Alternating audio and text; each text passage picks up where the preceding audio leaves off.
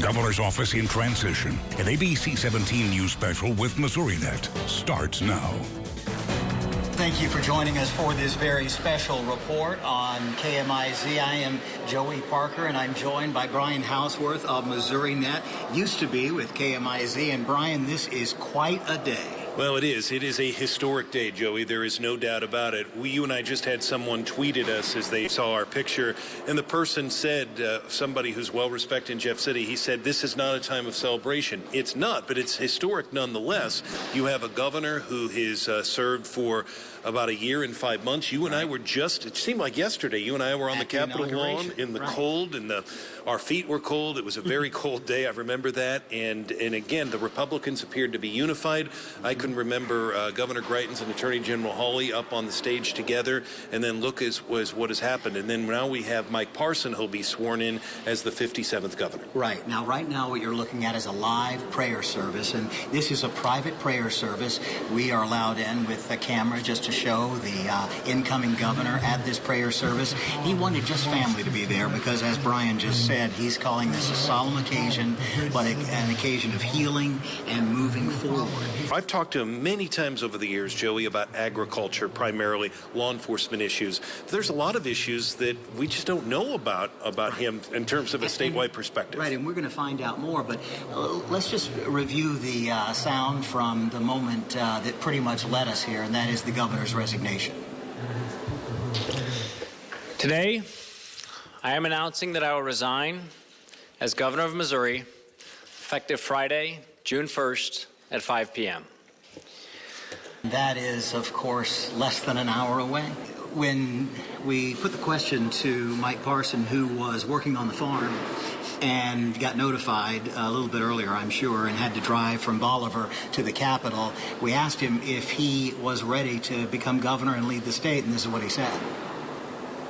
Because I do have a public service career, that I've been here, I understand it. One of the great things that probably happened when I presided over the Senate, most of the legislation I'm aware of.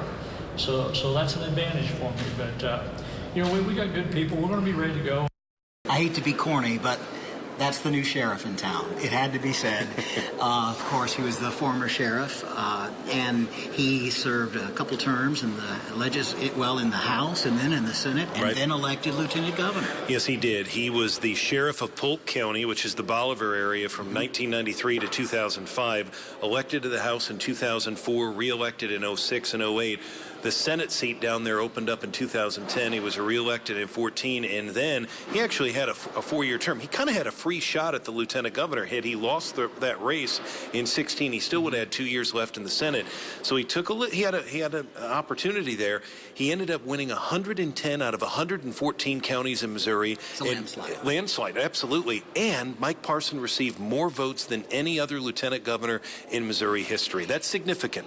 Mike Parson and Eric Greitens could not be more polar opposite. Right. This is a guy who did it the way a lot of people here in Jefferson City think it should be done, and a lot of voters think it should be done. And of course, Eric Greitens came in as the outsider, a political neophyte. Nobody knew much about him, but he looked good on paper. I think it was the boot heel in both of those races that carried him over the top. He spent a lot of time down there. Portageville, the steel mill, places like that. That was significant. Won a four-way primary. He was a big underdog in that race, beating Peter Kinder and Catherine Hanaway, even John Bruner. And then Chris Koster, I covered, Joey, August 2016. I was at the Farm Bureau, Missouri Farm Bureau. Let's be honest, they've always endorsed Republicans. They always do. Yet they endorsed Chris Koster in the gubernatorial race. I remember when I saw that, I was shocked. Oh, it was huge. And the convention of wisdom was Koster's going to win. And lo and behold, Koster did not win. So Greitens came in. But your point is well taken. Parson is an insider. He is an insider. He is someone who knows how to cut deals. He works with Democrats. Eric Greitens did not. He did not work with Democrats, and he did not get along with his own party. We could talk about this all day long and into the night. Brian Houseworth from MissouriNet, thank you again for your cooperation and for all you've done. And again, we'll be talking with you again as the new governor takes office and as the former governor, soon-to-be's legal troubles continue, because those aren't quite over. Yeah, those aren't, and I appreciate it. Thanks for having me on, Joey. Good to see you. Thanks. And stay with us for ABC 17 News at 5.